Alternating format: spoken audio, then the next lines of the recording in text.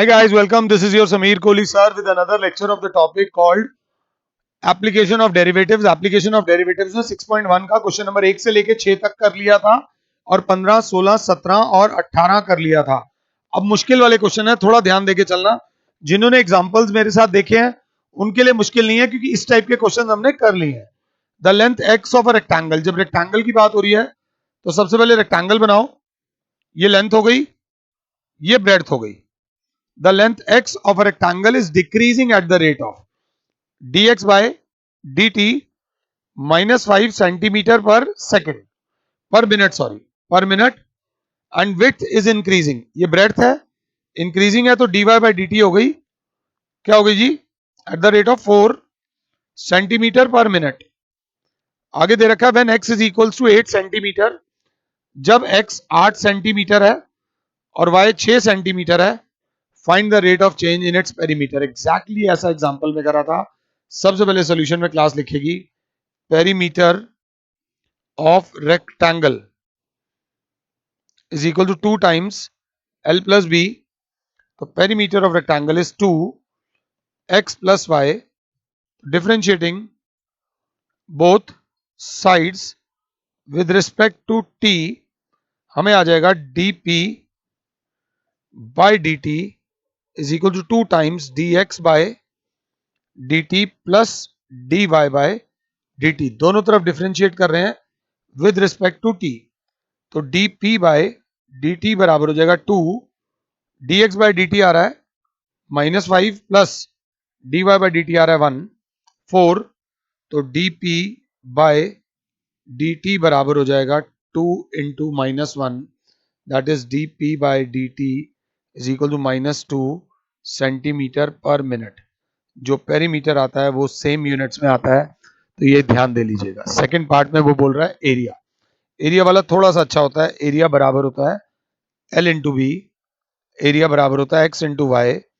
तो differentiating both sides with respect to X, तो D A by, अगर साथ हो तो एक सेकेंड, तो differentiating both side with respect to T, तो D A by D T बराबर हो जाएगा X into D Y by D T plus Y into D X by D T.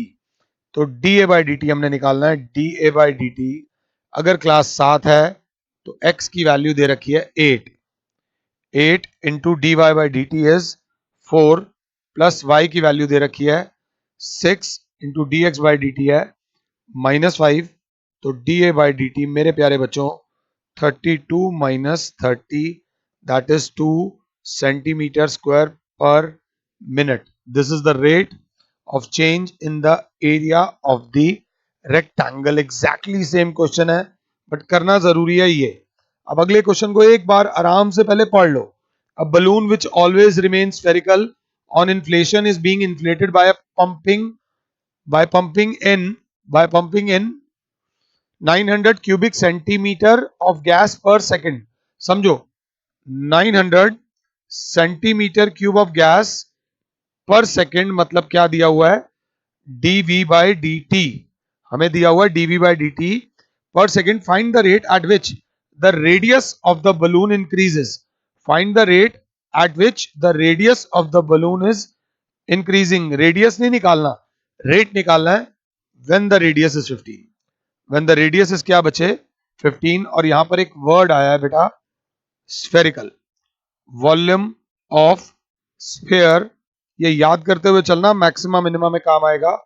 4/3 pi radius का होल क्यूब, तो volume is equals to 4/3 pi r cube.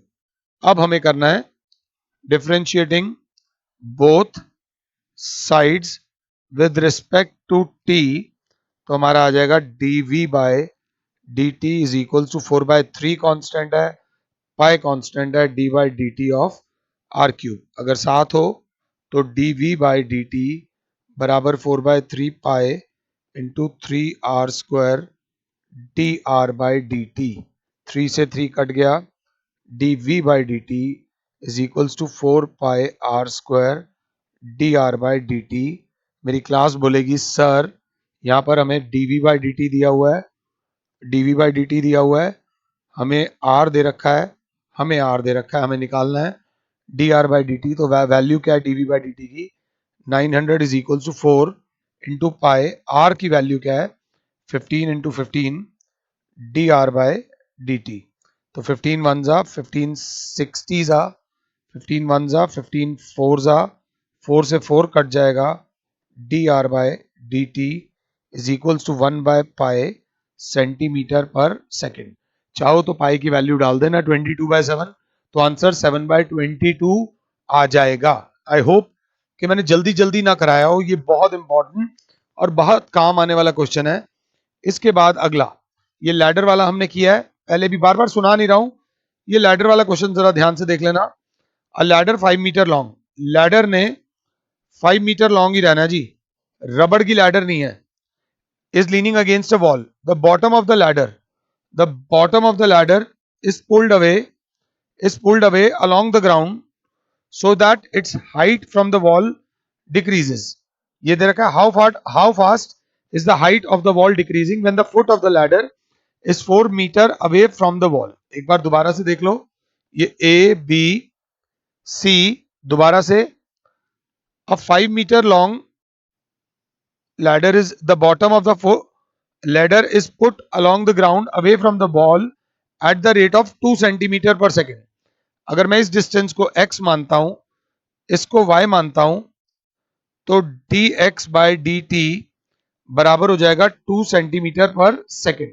और ये बढ़ रहा है, इसकी लेंथ आप नीचे वाले की देख लो, नीचे वाले की लेंथ बढ़ रही है, और जब नीचे वाले की लेंथ बढ़ेगी तब ऊपर वाले की लेंथ कम होगी। आगे क्या दिया हुआ है 2 centimetre per second. How fast is the height of the wall decreasing, हमसे मांगा है dy by dt। How fast is the height decreasing when the foot of the ladder is 4 meter away from the wall, when the foot of the ladder is 4 meter away from the wall। ध्यान से देख लेना, इसमें एक बहुत important बात है। सबसे पहले in triangle A B square plus B C square is equals to A C square by Pythagoras theorem. तो ए बी स्क्वायर कितना है, Y square plus X square is equals to 5 square, Y square plus X दे रखा है 4 square is equals to 25, Y square is equal to 25 minus 16, Y square is equal to 9। तो Y की value आ जाएगी 3। ये automatic सी बात है कि जब ये 4 होगा तो ये 3 होगा पाइथागोरियन ट्रिपलेट पे। फिर दोबारा लिखोगे again x square plus y square is equal to 5 square, same reason है तो लिखने की जरूरत नहीं है। अब differentiating both sides with respect to t, तो d by D T of x square plus d by D T of y square is equals to d by D T of 5 square. तो ये आ जाएगा 2x dx by D T plus 2y dy by D T is equals to 0। एक बच्चा बोलेगा कि sir हमारे को x भी दिया हुआ है, y भी दिया हुआ है, dx बाई डी टी भी दिया हुआ है, हमें सिर्फ dy बाई डी टी निकालना है। सबसे पहले 2 कॉमन ले लो, x की वैल्यू जो है वो है 4 into D x by D T दे रखा है 2 प्लस y की वैल्यू जो है वो है 3 into D y by D T हमने निकालना है इज इक्वल्स टू 0। ये मल्टीप्लाई हो रहा है, उधर जाके डिवाइड, तो 4 2 जा 8 plus 3 times d y by D T is equals to 0, 3 times d y by D T is equals to -8, तो d y by D T is equals to -8/3 centimetres per minute. और बहुत अच्छे हो तो यहाँ एक लाइन लिख देना that the height of the wall is decreasing at the rate of 8/3 centimetres per minute. ये है क्वेश्चन नंबर 9। क्वेश्चन नंबर 9 के बाद क्वेश्चन नंबर 10 एक बार देख लो। 9 10 लिखा ना मैंने, 10 मैंने मिस कर दिया क्या? ये 9 के बाद मैंने सीधा 11 लिख दिया, चलो 10 खा गए हम। एक बार देख लेते हैं 11 पे आ जाओ। A particle moves along the curve 6y is equals to 6y is equals to x cube plus 3। Find the points on the curve। Points on the curve मतलब x, y निकालना है। Find the points on the curve at which y coordinate is changing 8 times as fast as x coordinate। बात को समझो, y coordinate is changing, हमें given क्या क्या है, y coordinate is changing, dy by dt is changing 8 times as fast as x coordinate. तो dx by dt के dy by dt is equals to 8 times dy by dx by dt. ये पहले समझ लो वो क्या कह रहा है कि y coordinate is changing 8 times as fast as x coordinate. ये वो लाइन है जो हमें गिवन है. तो सबसे पहले मेरी क्लास बोलेगी differentiating both sides with respect to t. तो 6 into D Y by D T बराबर D by D T of X cube plus D by D T of 2. तो 6 into D Y by D T is equal to x cube का आ जाएगा 3x² into D x by D T plus 2 का derivative 0.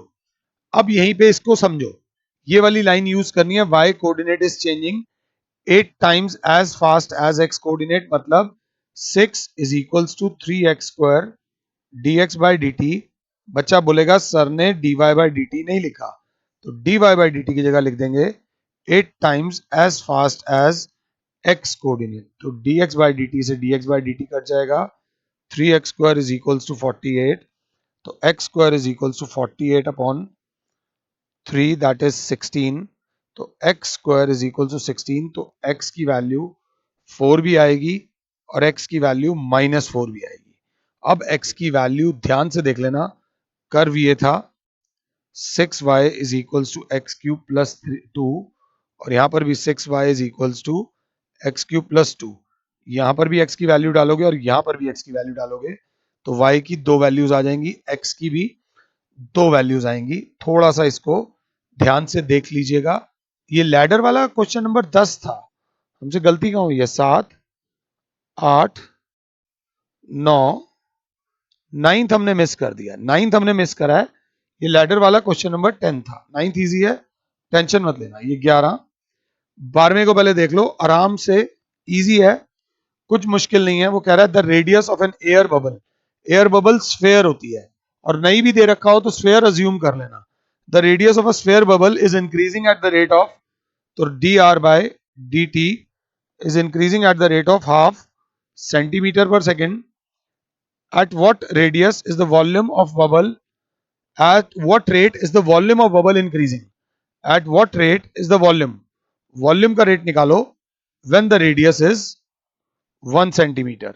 तो हम volume लिखेंगे 4/3 pi r cube.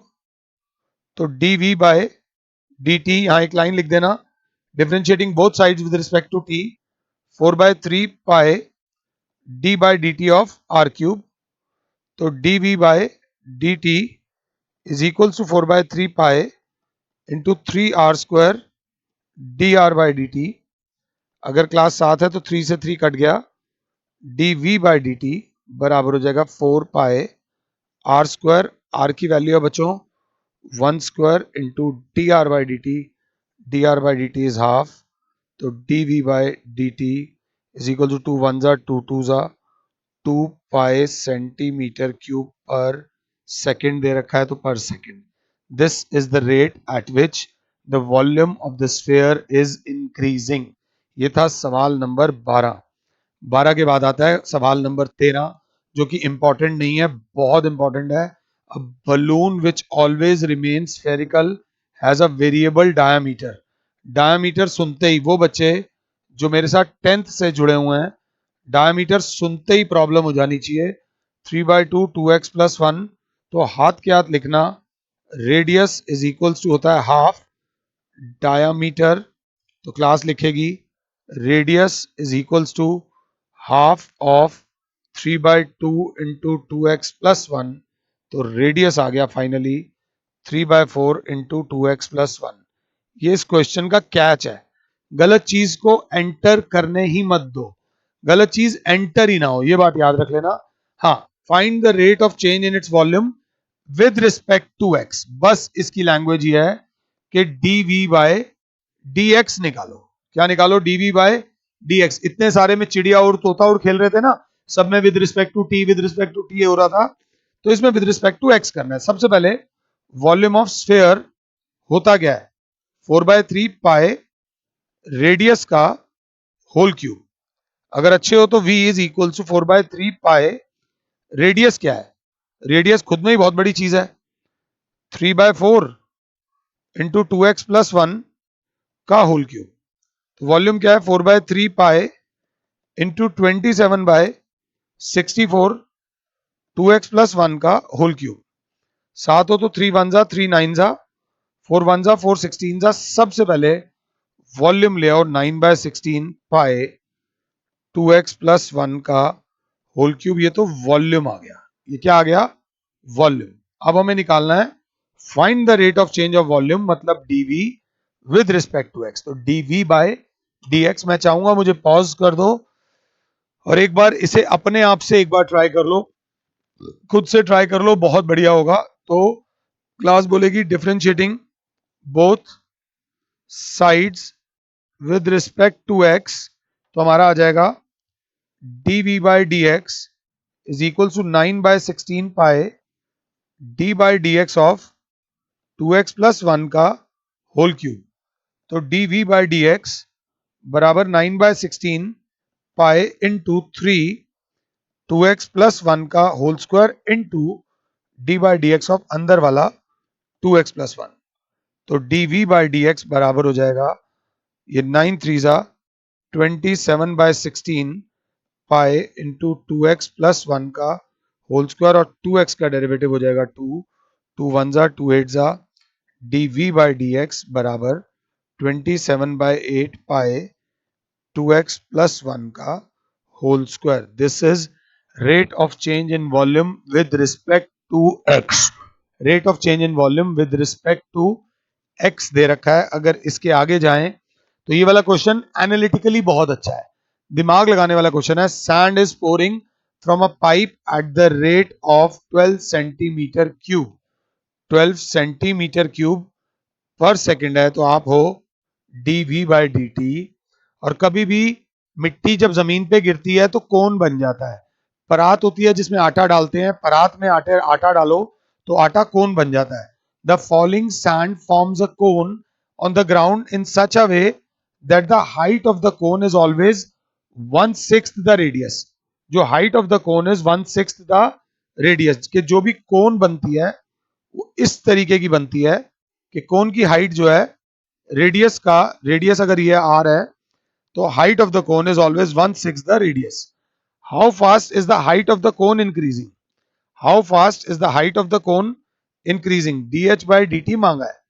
When the height is 4 centimetre, when the height is 4 centimetre. तो बच्चा बोलेगा ये तो कोन की बात हो रही है, कोन का वॉल्यूम होता है 1/3 पाई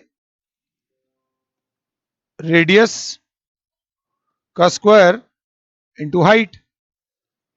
वॉल्यूम बराबर होता है 1/3 पाई आर स्क्वायर एच। यहां पर तीन वेरिएबल्स आ गए, v भी आ गया, r भी आ गया और h भी आ गया। तो इसका एक बहुत बड़ा कैच है, बच्चा बोलेगा अगर h is equal to 1/6 r है तो यहां पर ले आओ सर, r की जगह आप लिख दोगे 6h, r की जगह लिख दोगे 6h, मतलब volume is equal to 1/3 pi h, r की जगह लिख दो 6h का whole square because h is equal to 1/6 r, ये चीज गिवन है। तो वॉल्यूम हो जाएगा 1/3 pi into 36h² into h, 3 1 जा 3 12 जा, वॉल्यूम हो गया 12 पाई h क्यूब, वॉल्यूम हो गया 12 पाई h क्यूब। हमारा जो वॉल्यूम आ गया वो h की टर्म्स में आ गया। h की टर्म्स में क्यों आया, वॉल्यूम h की टर्म्स में इसलिए लाए हैं क्योंकि हमें निकालना है dh बाई dt, हमें चाहिए हाइट। अब क्लास बोलेगी differentiating both sides with respect to t, जान लगा के करना। तो dv बाय dt बराबर हो जाएगा 12 पाई बाहर d by D T of h cube. तो dv by dt is equals to 12 pi into 3h² dh by dt। तो क्लास बोलेगी dv बाई dt दे रखा है सर, dv बाई dt कितना दे रखा है, अगर क्लास 7 है तो dv बाई dt हमें दे रखा है 12, 12 is equal to 12 pi into 3, h की वैल्यू दे रखी है 4 into 4 into d h by D T, तो ये 12 से 12 जाएगा, dh by dt is equal to 4 4 16 3 1/48 pi centimetre per second. अगर समझा पाया हूं तो। ये था सवाल नंबर 14। एक सवाल हमसे मिस हो गया था, नाइन्थ में लिखूंगा नहीं, सिर्फ पढ़ रहा हूं। अ balloon which always remains spherical has a variable radius. Find the rate of at which volume is increasing with the radius. Volume is increasing with the radius. इसका मतलब है कि dv बाय dr मांगा है, और जब एक और चीज क्या दे रखी है, when the radius later is, मतलब radius is 10 सेंटीमीटर, तो वॉल्यूम का फॉर्मूला होता है 4/3 पाई r क्यूब। यहां differentiating both sides with respect to r आ जाएगा, और आपका आंसर आ जाएगा अगर साथ हो तो। ये आप खुद से करोगे, एक क्वेश्चन आपका होमवर्क है, बाकी सारा रेट ऑफ चेंज का मैंने करा दिया है। रेट ऑफ चेंज आपको 2 महीने में एक बार कर लिया करो। ये एक्सरसाइज टोटल करने में आधा घंटा नहीं लगता, जब भी करो आधे घंटे में हो जाएगी ये वाली एक्सरसाइज। इस चीज को ध्यान देना, और आप लोग समझदार हो। फिलहाल के लिए आपके Sameer sir is saying you goodbye, God bless all, जय माता दी।